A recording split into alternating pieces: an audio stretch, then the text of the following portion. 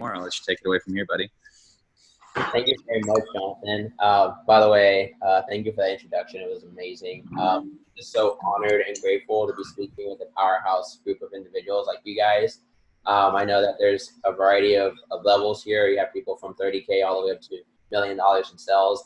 And a lot of you guys I look up to, and especially thank you, Jonathan Smits, great friend of mine. Also, thanks, Mike Lanzetta. I know Mike as well. And a lot of you guys, for those that don't know me, like, in order for me to share my rise to success, I'm gonna need a few things. First of all, I'm gonna need some understanding, like full attention. I'm also gonna need your energy, and I'm also gonna need just like being able to be with me, because something I'm about to share with you guys is something that I haven't shared with anybody. In order for me to understand, for you guys to understand the rise to success, I have to share with you my story. And usually stories, usually rainbows and butterflies are always nice in the end, and they're all like, people always see the outside perspective, and they always think of things that are like, oh, that guy had it great, that guy had it this, and this guy is always success, success, success. But in the reality, I'm a human being, and we all go through challenges, right? And in order for you guys to understand in order for you guys to understand the things that help you move the furthest, I have to share with you my story. So I'm going to share with you my story, so if you guys can just pay attention. First, I'm going to talk about who I was before Cutco, because it's really important. Who I was during Cutco and when I had my breakthrough, and then who I am currently today and how I got here today. So that way you guys can really relate and understand. And then there's going to be some questions and identity and things that you're going to identify. Three main things that you're going to identify that really, really help you and impact you to be able to grow to the level where you need to grow. Okay. So the first thing I wanted to talk about was going back to who I was. So back in, I remember going to high school, and as a high school student, I was considered an introvert. Like, if those of you guys that know, like, I was one of the shyest people you meet. I wasn't the talker. I was pretty much the kid that like came into the office and was just like, I don't know if this kid's gonna be able to do this. You know what I mean? Kind of that kid. And I was pretty much the hard worker, but the slow learner. That was me. And I remember being one of the top of my class though. And I remember going to high school, and I played all types of sports. I did football, basketball, and baseball while growing up. And it was something that I was instilled as a little kid. And I remember going to high school, and I remember being so, like, I felt like I was out of place. Like, I remember going to high school, and I remember being with, quote unquote, I was considered quote unquote like in the middle between jock and the prep, because I was like, supposedly I was like really smart, but then at the same time I was also playing all these sports, so people didn't know where to categorize me. And but so I would hang out with all the jocks, right? And I wanted to be associated with them because I felt like I wanted to feel accepted, right? And I wanted to feel that like I belonged, and I didn't want to like I felt like I needed to be there in order for people to like me, right? And then I went to the preps, and I would hang out with the preps, but then I would be like, I didn't feel like I belonged either, right? And what was funny was that I found was that ultimately it was the childhood, like my childhood friends, that I ultimately like loved being around, but I just didn't feel like I could be accepted by the high school, right? By the school, like people in school, to be able to like love me, right? And so I distanced myself from like my true friends. Like, I didn't, like, how many of you guys have ever been, I'm pretty sure some of you guys can relate to this, some of you guys have probably, like, you guys have different categories of friends, and you're like, and there's true friends, right? People that you really resonate with, and then there's people that you kind of like, I don't know, right? And I was hanging around the people that I was just like wanted to just associate with to be cool, in other words, right? But my true friends were the people that I actually grew up with, the people that I skateboarded with when I was in college. Like, when I was a kid, I used to love skateboarding. I used to listen to all types of music. Like, I used to listen to heavy metal. Like, I used to listen to Korn, Slipknot, like Nirvana, like Blink-182. Like, I listened to all the classics, right? And that was me, right? And so I was like kind of like John Israel, right? Like that punk kid, and that grew up, and I just kind of distanced myself. And I remember like feeling sad. And I remember going to high school, and I was just so like depressed, kind of, in a way, and I wasn't fulfilled. And when I was going through high school, what I ultimately found was that the reason why I did sports, the reason why I did all these things was because ultimately what I was searching for was the first thing was love. So that first thing that thing that actually helped me rise to my success was identifying who I was and what I wanted.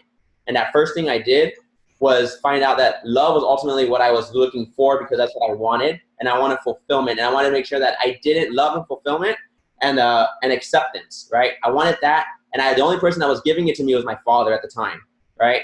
And so I joined all these sports to fill in the void that my dad didn't get to fulfill as a high school student. And as a high school player, when he played football, he did the sports, he did all this. So I was trying to live my life through him and trying to make him proud, right?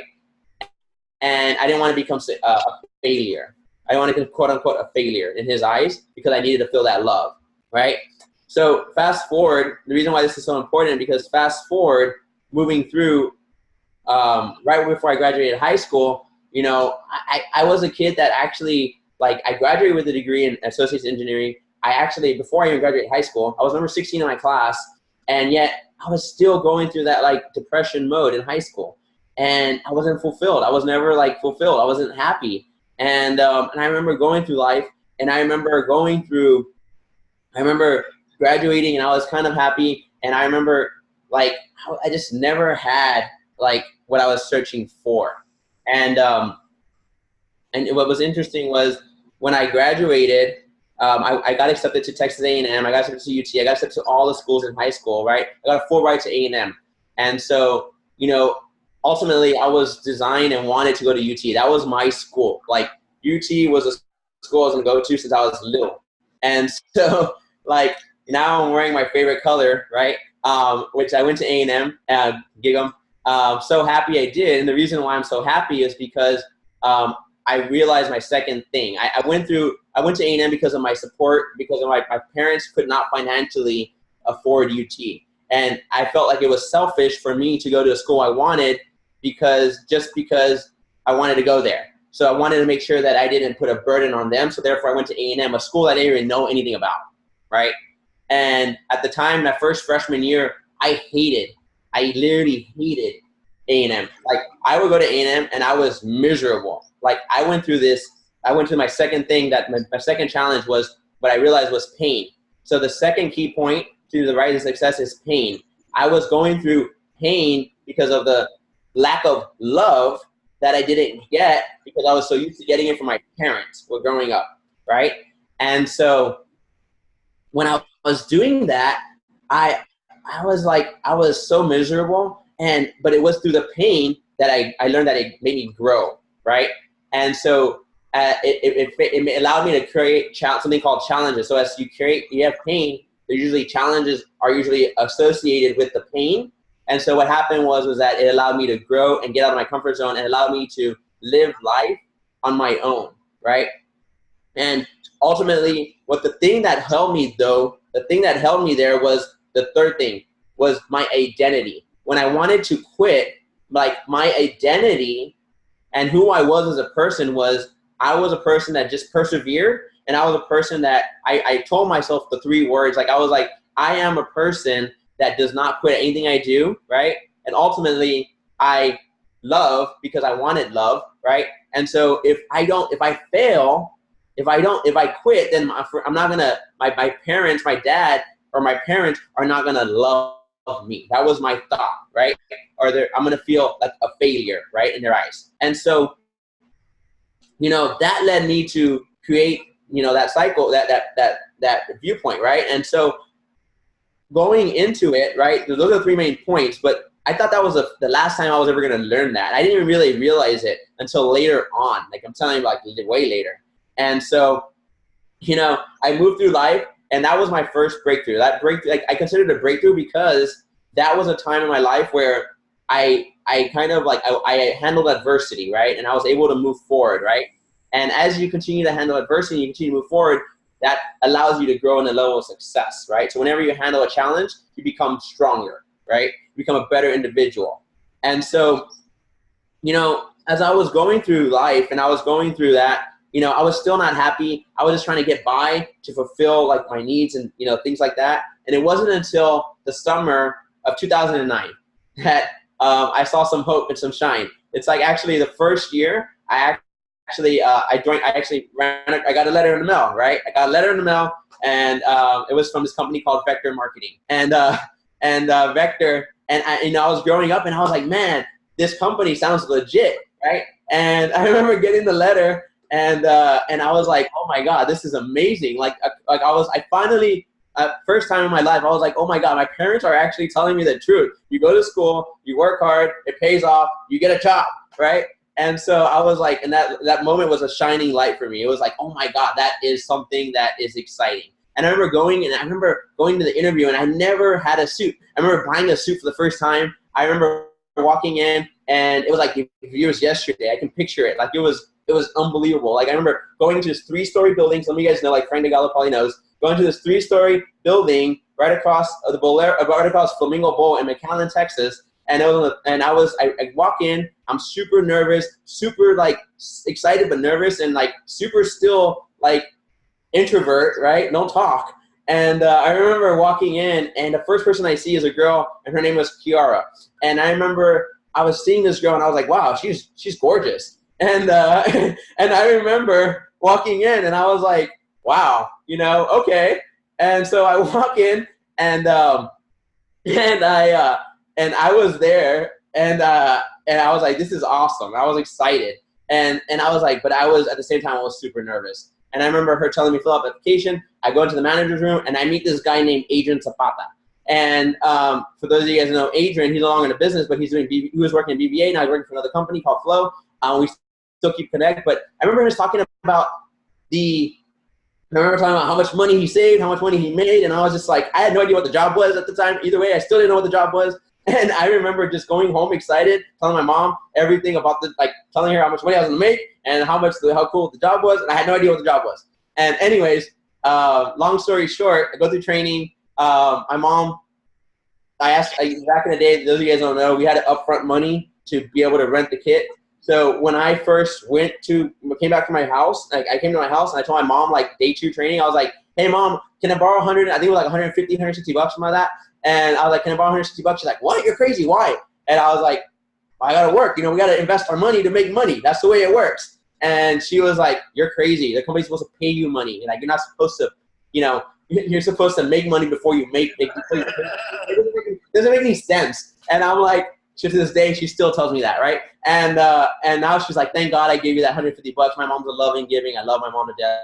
She's a person that's always my rock, my support. She's always giving. That's what I love about my mom. And she upfronted the money when she didn't even have the money, right? So thank God she did that, because I would not be here today. And I remember going in that first summer, going to a job, thinking I was gonna make all this money, sold a whooping $3,000 that first summer, right? So my first year working in Cutco, fast start, $3,000, only worked for 2 weeks. And I remember just Adrian Zapata, this is why it's so important to drop those seeds, right, for your customers. I remember him planting the seed, hey, come next year, you'll become my assistant manager. I was like, cool, that's awesome. And long story short, I come back. He's no longer in the business, but I get a call from this guy named Israel Gaius. And he's like, hey, Adrian told me all these great things about you, and you should come back and you should work for me. And I was like, cool, I heard about Izzy. He was like #1 in the Midland and all these things. And so I did. I came back and I worked. And I became his first assistant manager. We broke records. 2010 was my first year. It helped me. The reason I'm telling you this story is because it helped me build that confidence, right? It helped me. It changed me little by little as I was going through life. And then that following year, we actually doubled ourselves. And then we actually had, I remember having over 100 people in an interview room. It was crazy. I mean, in the training room. It was crazy. And we went out at a conference and everything. And we were breaking records with McAllen, Texas. And I was like, man, I can do this. My ego was going up. And I was so confident. And I remember 2012, I was like, man, I can run my own branch. I can do everything Izzy's doing. I'm doing it by myself, right? Pretty much. And I remember Nick Smith coming in. And I remember me running my own branch. And, fast forward, the reason I'm telling you this is because that branch was the year I had my second breakthrough. I met a girl. And I wasn't supposed to meet this girl. I wasn't supposed to talk to this girl because nobody wanted me to talk to this girl. And I did it anyways. And, and I mean, I'm just being transparent and honest. So those of you guys are laughing, it's fine. And so really cool. long story short, she starts falling for me, I start falling for her, and then we fall in love, right? And, you know, fast forward a few years later, life is great. Like, I'm living on cloud 10. I have my love from the person I want, no longer having the love and support from my father. I don't need the love from my father anymore, kind of getting it from this new girl in my life, right? And then so fast forward later, you know, I get engaged, right? I think about it and I'm like, man, this is the perfect time to get engaged. And this is the hardest thing to talk about, but, you know, in 2016, right, because of the love I had, because of I didn't want to be a disappointment, because I never really fully embraced myself and I never really went after my goal. I never really dived in. Like, I never really committed. I was more concentrated on the relationship than I was myself, right? I personally, like, was just coasting it, right? And I was coasting it, even though I grew every year by 20, 30, 40, 50%. No, actually 20 to 30% every year, right? I went from 75,000 that first year to 115,000 the following year to 140 in 2015. And then, you know, that year I decided, like, you know what? This is the year I'm going to be able to give her everything she wants. And I thought that, you know, like, buying the house, buying this, buying that was going to fulfill the happiness and the love. But in the same time, what happened was I lost focus on the thing that really mattered, right? And that was a relationship. So what happened was I actually switched gears and I went straight into that mode of just working, right? And I remember doing it because I loved the person and I didn't want to let the pain, the second thing, the pain was the thing that motivated me to not fail, to help me, move me to working hard. So that year I went from 140 to $227,000 that year. So I literally grew 50% because of those two things. Because I had the thing that attached, I had the pleasure of feeling love, and I also had the pain to back me up to help me move me so that way I don't fail, right?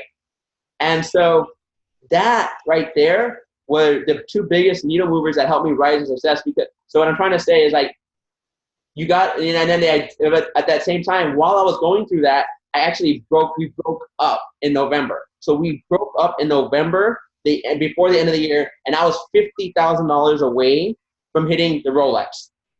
So I was $50,000 away from hitting my goal, from hitting the Rolex, which was ultimately what I said I was going to do. I wanted to quit. Like, another time I went through pain, right?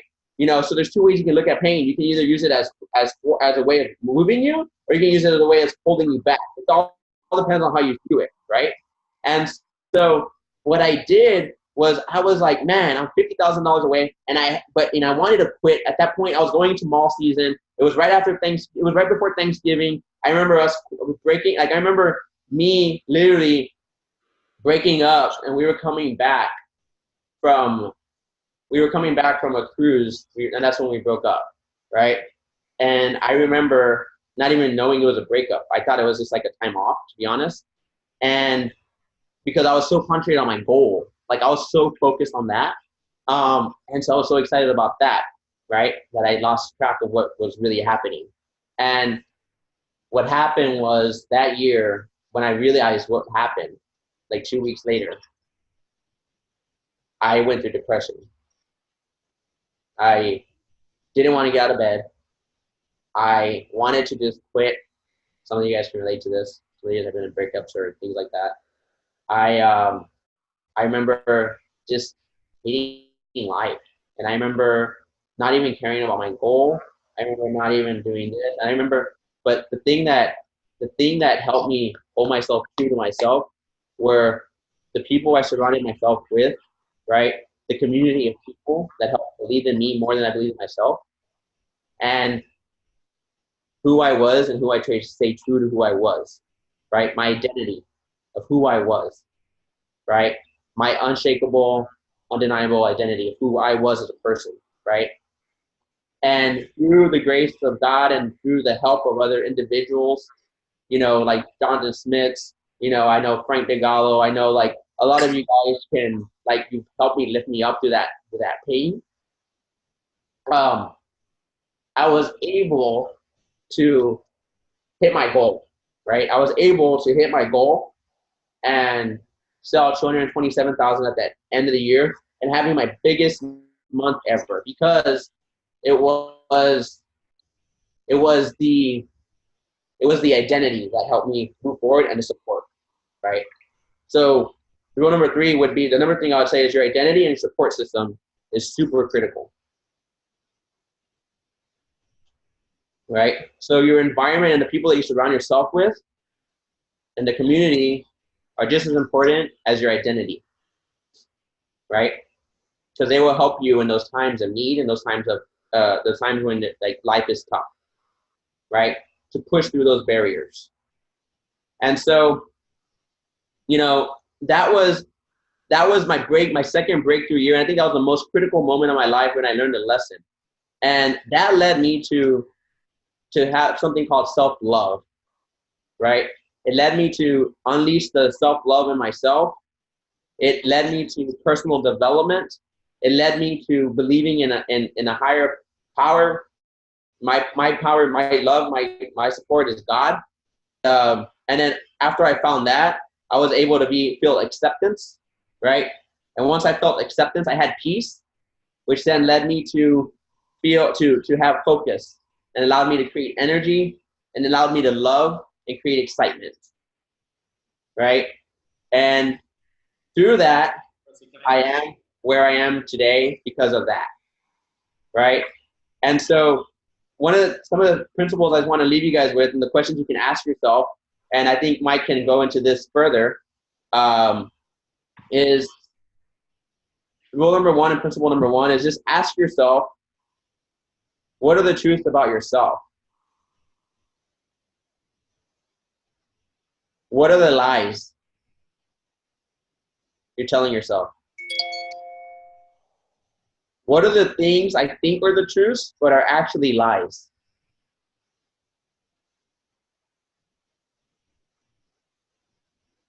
What is it that you are ultimately desiring deep down?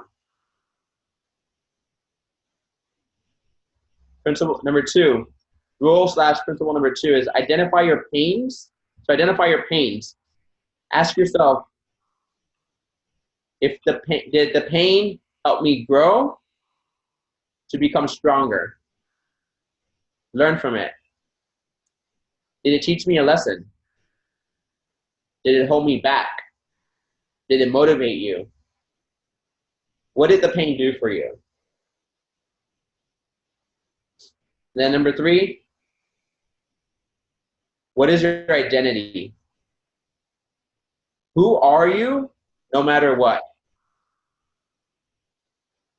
When people look at you, they see blank. Who do you see yourself as, and or who do you want to become?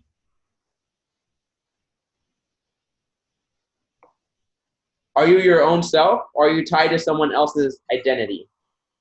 See, sometimes we get wrapped up in other people's identity, and we're not wrapped up in our own selves. So we need to have our identity true to ourselves, not in other people, right?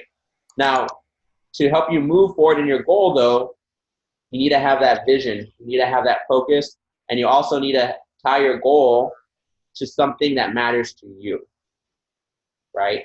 And that's the road. That's the rise. That's the secret to the rise of success. Now, I don't know how much time I have, right? Because I know it's already 10:30.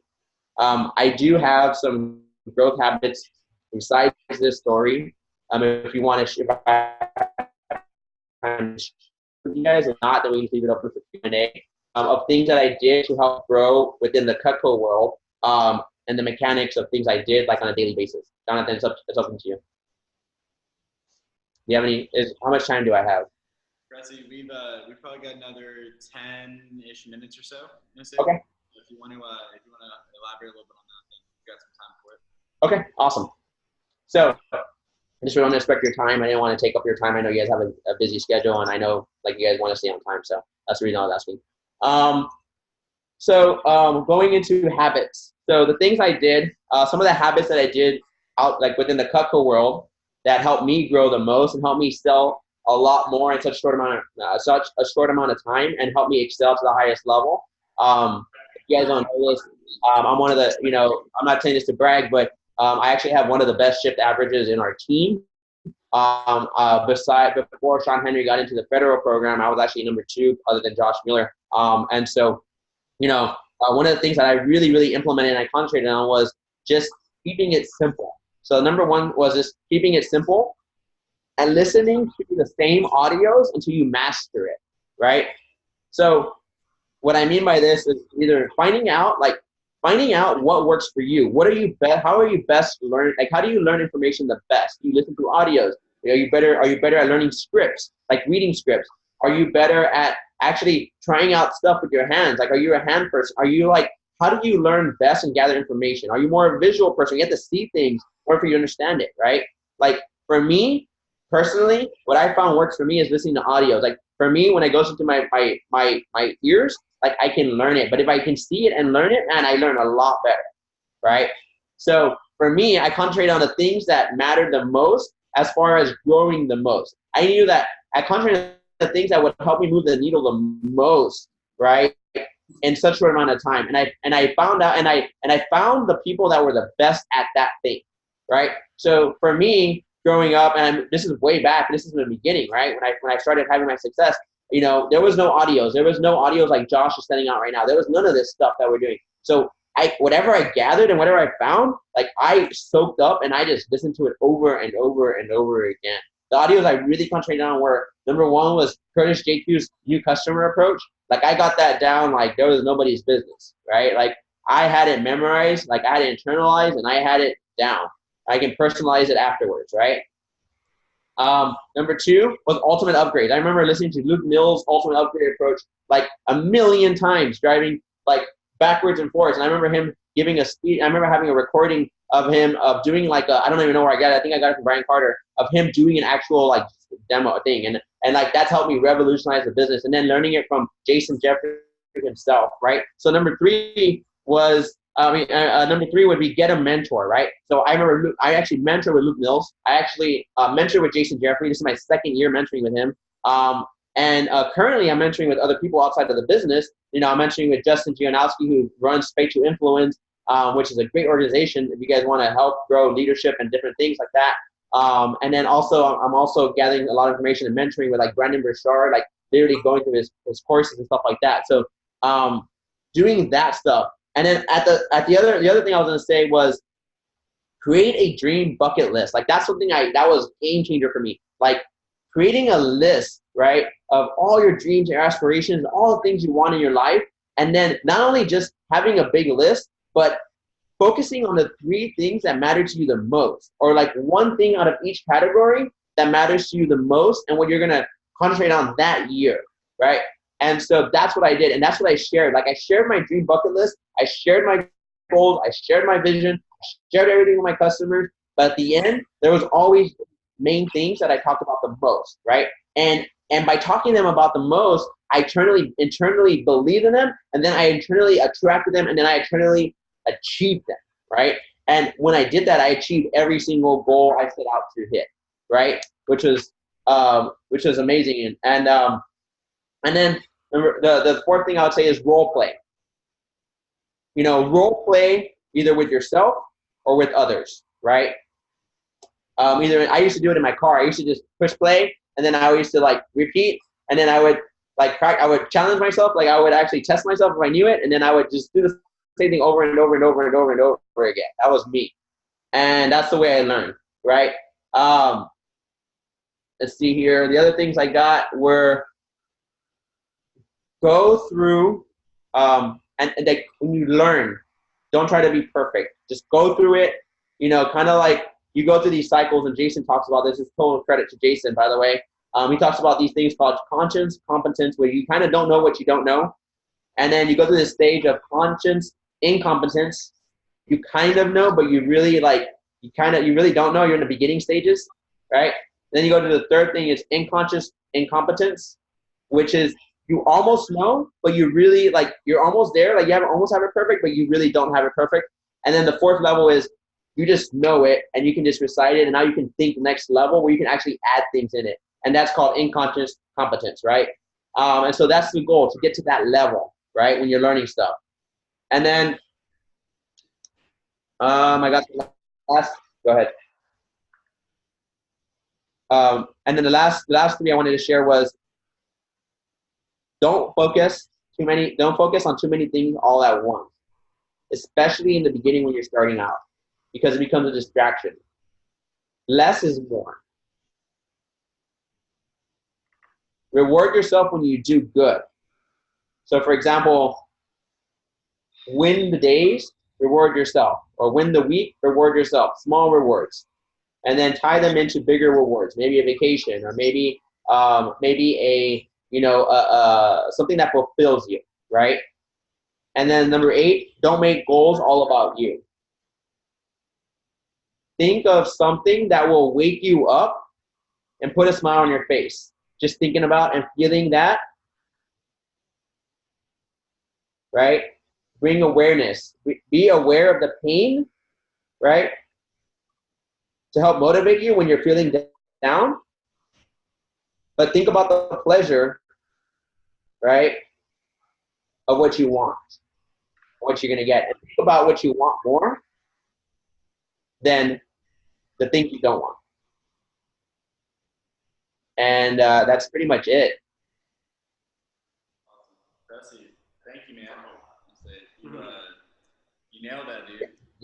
Anybody have any questions? I think we have like 2 minutes. I don't know. I'm assuming, or 5 minutes. I don't know. Yeah, we got time for 1 or 2 questions. Presey, yes. Bro, love you, man. It seems like you done this talking for, dude. You killed it. Thank you, brother. Awesome. First time. Feedback we really appreciate it, by the way, guys. What's up? I said feedback on talking, speaking, public speaking, any of that stuff would be greatly appreciated as I'm trying to grow my public speaking skills. Dude, yeah, it was awesome. We can hold on real quick. Can you go back real fast? You sort of talked. You went through this, I guess, process of you discovered your self-love, and self-love led to something like respect. And you labeled like 4 or 5 things, and I wanted to see if you had it in your notes if you could go back. It was really truth about. So this is kind of what I was going off of, just so you guys can see. kind of like messy, but it was like my thoughts were just all over the place. So you guys don't know, I'm like an introvert. I'm not introvert. I'm an innovator. Like merchant innovator is my thing. So like my thoughts and my ideas are all over the place, right? When I come up with ideas in the brainstorm. So sorry for the confusion. But so it was love and acceptance. Was number 1, right?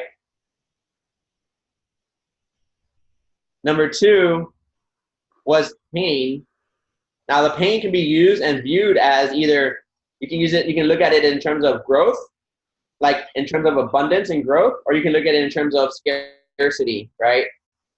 And things happening, you can look at it in terms of things happening to you and not for you, and that will lead you in a negative cycle of things. So it'll lead you to the wrong path. But if you look at it in terms of looking at it in terms of opportunity and growth, right, and things that are happening for you, then pain is a great way of moving forward, right? It creates you want us to be aware of what's going on. So awareness is really key. And then number 3 was your identity. So who do you identify yourself as a human being, as a person? And if you don't know, you can ask others to create and find out your identity and what other people feel about you or who they think you are, right? So you can send out an email, or like in John how Ara talks about in his book, talks about he sent out an email to create self-awareness of who he was as a person, right?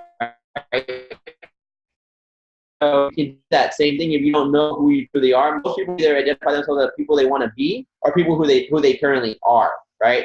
And so those are the things that you got to ask yourself, like, who am I, and what am I core, no matter what, even if things go south, even if things are not going back, like even if things are like hit rock bottom, what am I going to do, and who am I going to be, and who am I going to show up as when those times can become hard? Hey, Presey, can you hear me okay? That what? Can you hear me? Yeah. So awesome recap on your main points. And then just so you know, what Frank was asking, this is good for you to know, because this is good for when you give this message. Like, this is a hitting point. Like, this is a point that really hits people. And this is something that resonated with a lot of us, and I can tell resonated with Frank. So what he was asking about is, you mentioned something along the lines of you created the right environment, you got in the right community, which helped you shape your ID. And then you said that led to self-love. which led to you believing in God, a higher power. You said that led to self-love, which led to believing in a higher power, which led you to feel acceptance, led to peace. Yep. Peace led to excitement. Yep. For who you were becoming and what you were going to do. Well, peace led to focus. So for me, peace led to being more to, And then I think you said excitement after focus. Right? Yeah, which the focus created, which it acceptance felt internally felt love and peace were the two things that I felt, and then it led to focus, which then led to excitement and through the energy. Well, all of it kind of all plays together, but it's like I was able to create energy because I was excited, right? And I was now I'm more focused because I have, like, they kind of go hand in hand, like energy and the excitement. Because you have more energy, you can become more excited. Because you have more, they just kind of work together. And so those are the things that I gathered. It was excitement, energy, love, peace, and focus through the acceptance. Awesome, thank you, brother. Yeah, that was great. Did I answer your question? Frank, did I answer your question? I hope I answered your question. Frank, can you hear me? He said yes. Yeah. Yes, he can, Presey. Okay. Did I answer your question? Yes, he did. Okay. Cool. Just wanted to make sure. We have time for one more question before we move on to our next portion of our retreat.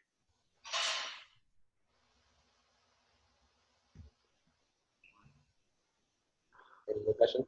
No questions, man. I just want to say, dude, I'm proud of you, man. It's kind of cool seeing coming up in the business together. And I get the information from Joseph, even though my group, but dude, I'm very proud of you, man. You killed this message. Appreciate it. Thank you. My main love language is words of affirmation, so I thank you for that. and I hope I can say this, and like I can literally, if it's okay, when we were on our rep trip after your breakup, man, I could see you were shook, man, and you did have a great support system there.